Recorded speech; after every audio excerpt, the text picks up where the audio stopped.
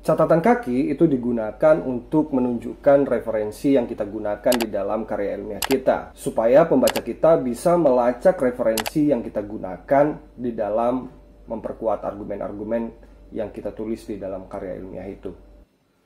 Nah, letak catatan kaki kita ini tidak berada di dalam badan teks karya ilmiah kita, tetapi dia letaknya ada di margin bawah karya ilmiah kita. Tapi ada juga catatan kaki yang letaknya itu di akhir tulisan kita. Nah, itu disebut sebagai endnote. Nah, kalian tahu nggak apa aja sih isi dari catatan kaki itu? Apakah hanya referensi buku saja atau ada yang lain? Nah, terus kebetulan ada pertanyaan juga nih dari Muhammad Rizky Fadillah yang bertanya, apakah catatan kaki itu setiap halamannya selalu dimulai dari nomor awal lagi ataukah tidak?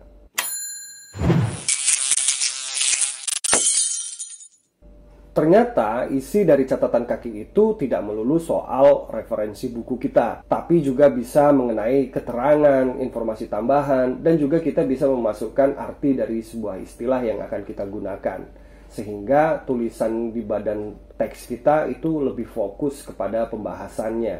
Nah, menanggapi pertanyaan dari Muhammad Rizky Fadillah yang bertanya soal apakah catatan kaki di setiap halaman itu dimulai dari nomor yang awal lagi atau tidak? Ya, tentu tidak ya.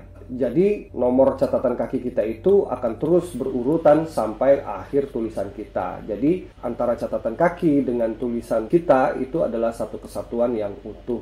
Jadi setiap halamannya itu tidak dimulai dari nomor yang awal lagi, tetapi terus continue sampai akhir tulisan kita.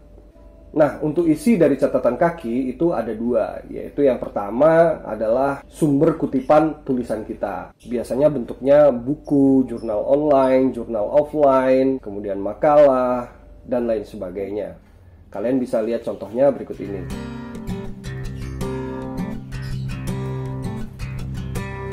Atau kalau di dalam hukum, teman-teman juga bisa memasukkan misalnya pasal, undang-undang, dan lain sebagainya yang berkaitan dengan dokumen-dokumen hukum.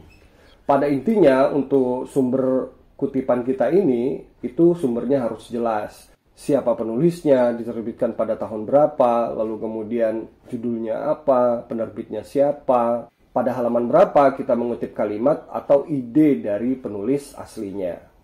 Yang kedua, catatan kaki digunakan untuk tambahan informasi atau menjelaskan tentang istilah. Contohnya, teman-teman bisa lihat di buku ini.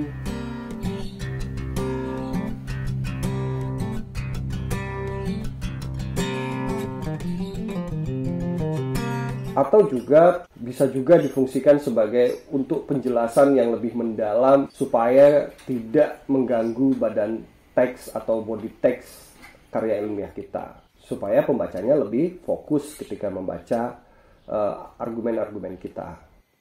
Catatan kaki biasanya ditulis secara berurutan, seperti ini contohnya.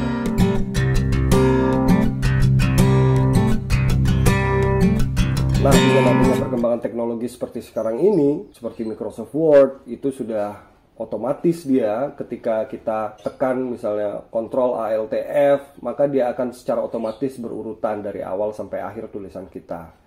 Nah, jadi penomoran catatan kaki itu setiap halamannya itu tidak berbeda-beda atau dimulai dari awal lagi, tetapi ditulis secara berurutan.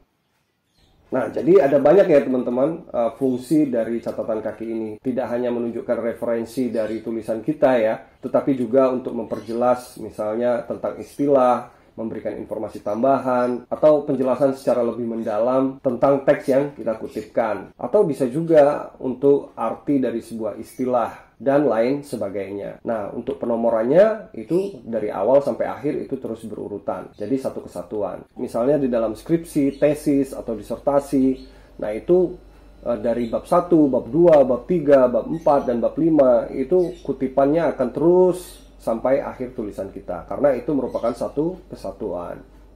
Terima kasih sudah menonton video ini. Semoga bisa memberi gambaran dan membantu teman-teman di dalam menulis karya ilmiah. Saya Adit Yogi Subandi, terima kasih.